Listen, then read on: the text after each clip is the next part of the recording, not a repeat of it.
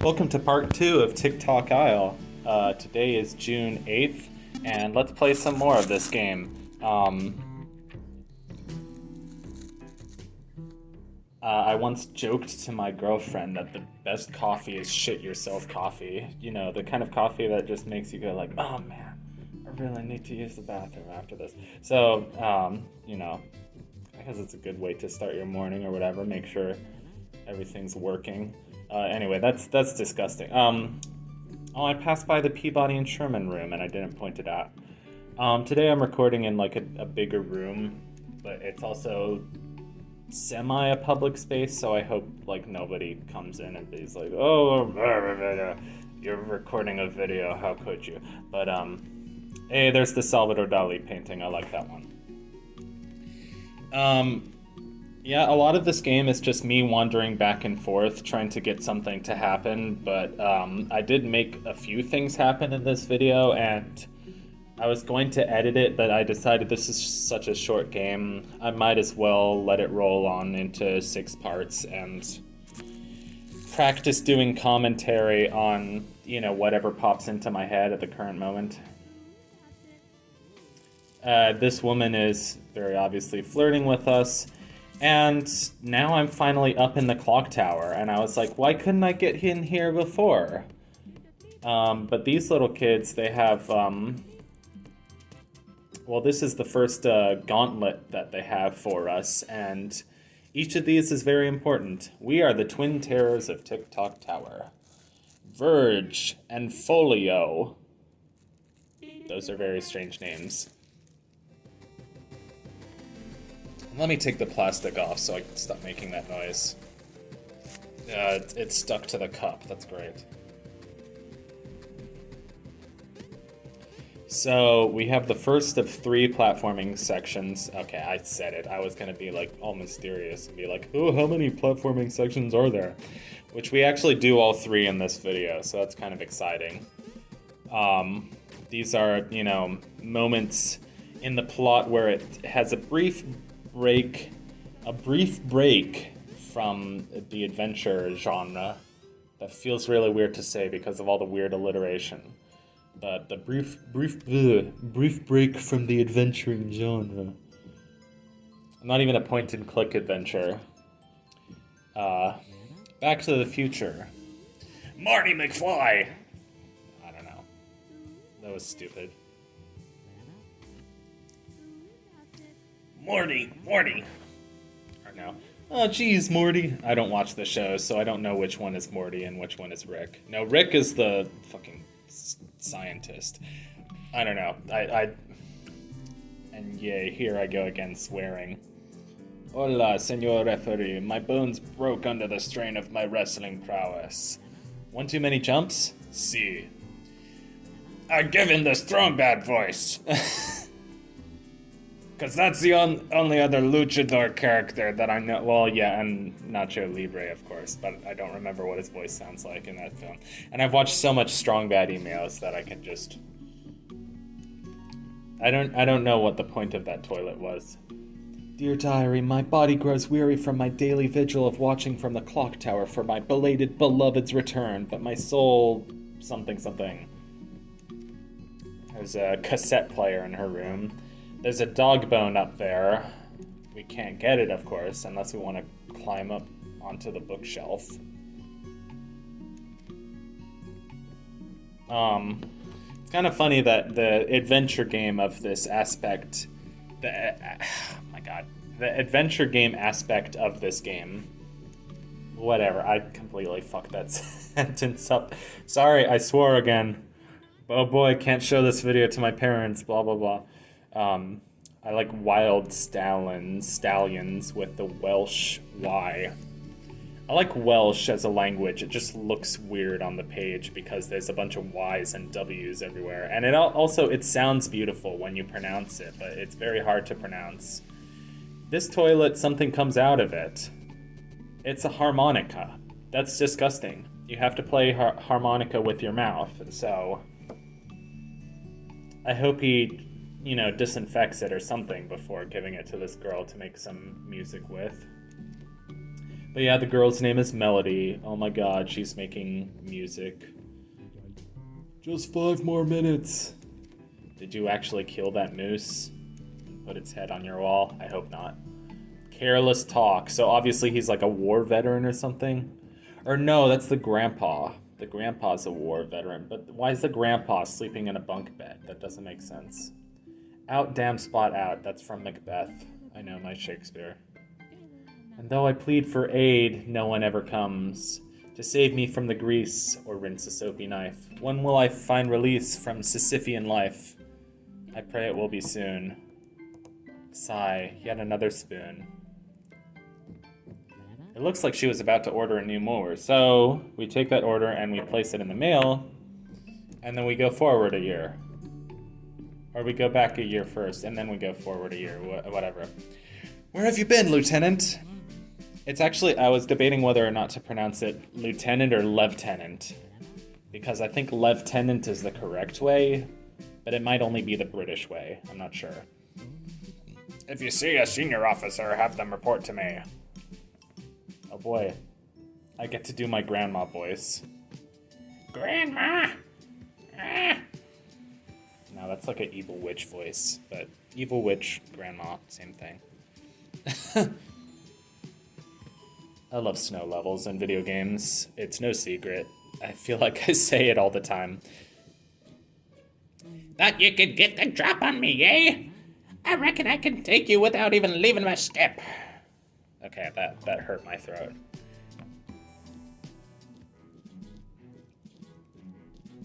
I like that, how you just you don't game over or anything, but you fake die in this game because the grandma just knocks you unconscious with her cane. Yeah, unfortunately you have to go back 1 year before you can deposit the mail order. So, a lot of just walking back and forth, which I don't mind, because this is a pretty laid back... Yeah, so if those are bunk beds, who sleeps in the bunk beds? Please don't tell me that grandma and grandpa sleep in bunk beds, although that would be kind of funny.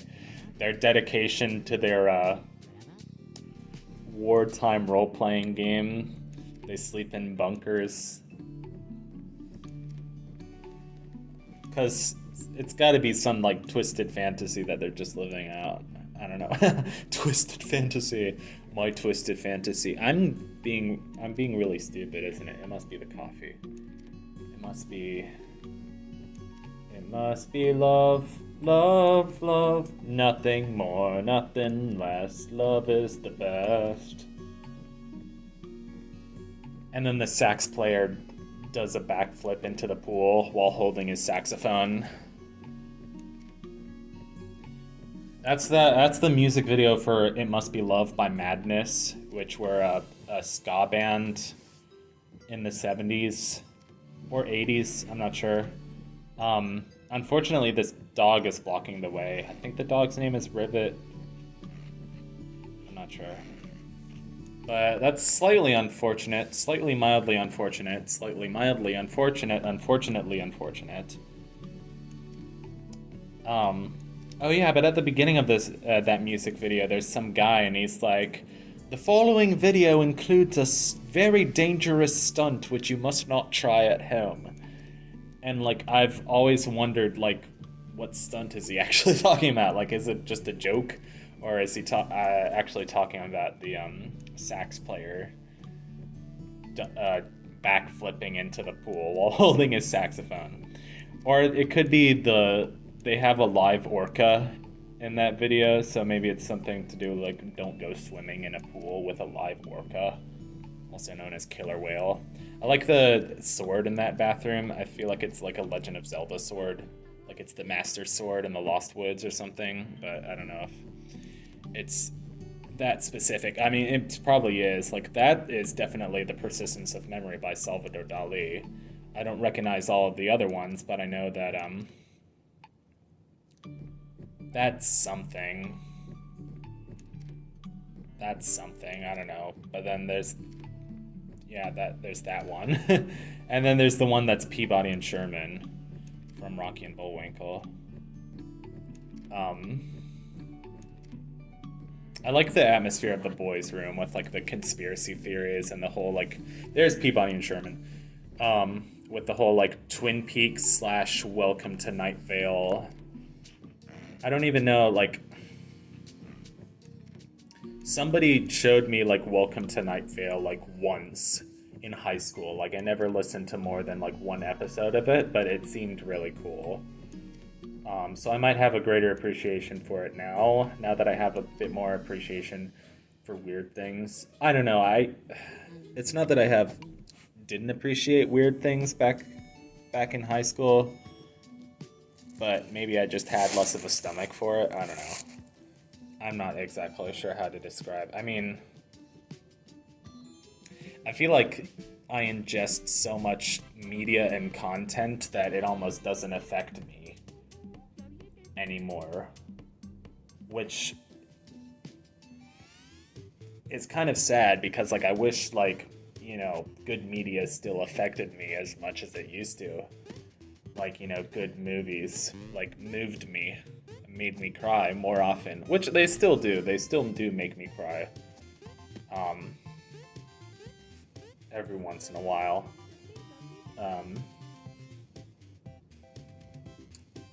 I don't know, I feel like I have a wider knowledge of like what's happening in video games and movies and music and whatever, but I also don't. Like I have no idea what's trending or what's popular. I mean, I research the stuff that I like, which is obscure stuff. Like, oh yeah, the moonwalking. I like the moonwalking. Just moonwalking across. I mean, I've talked about my, like, journal where I watch long plays and walkthroughs.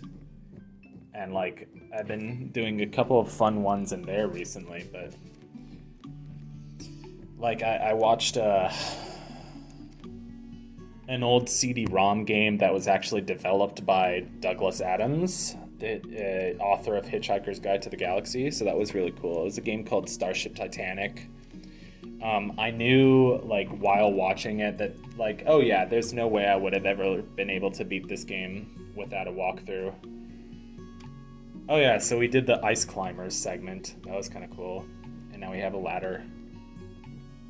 And we can use the ladder to get different things. And now we have a squeaky toy. A chew toy, whatever it's called. I like that game. I mean, I've always liked...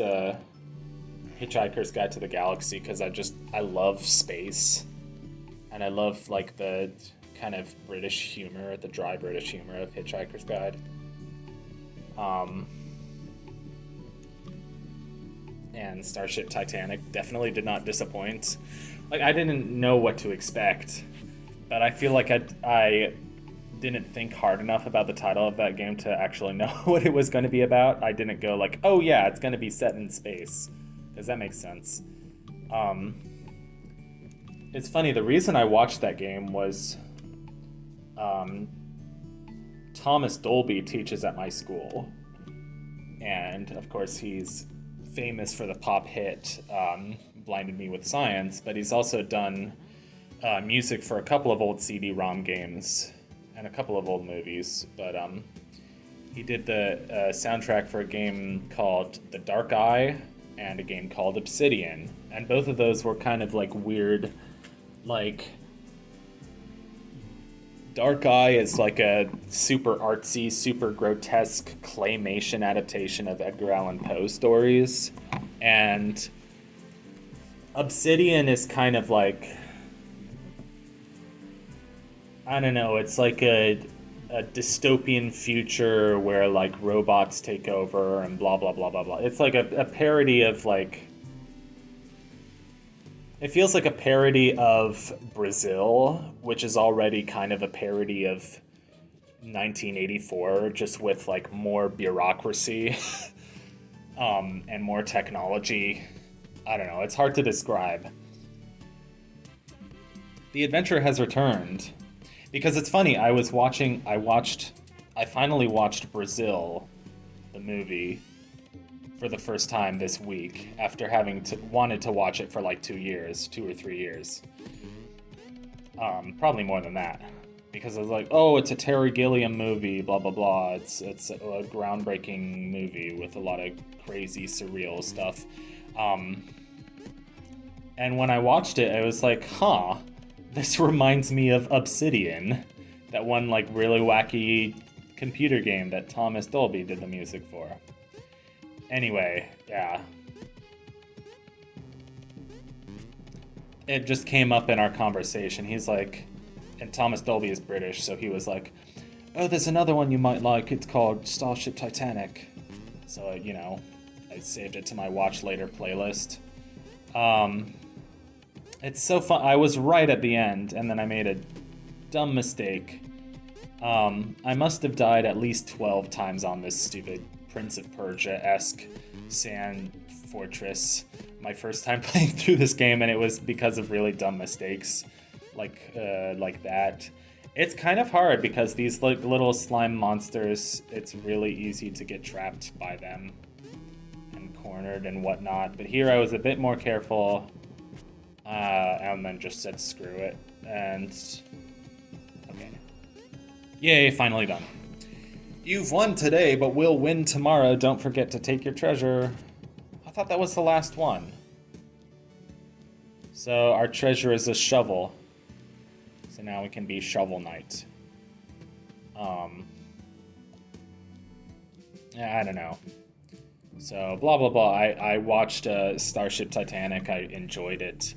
John Cleese was a voice actor in the game, even though he's not in the credits because he uses a pseudonym in the credits.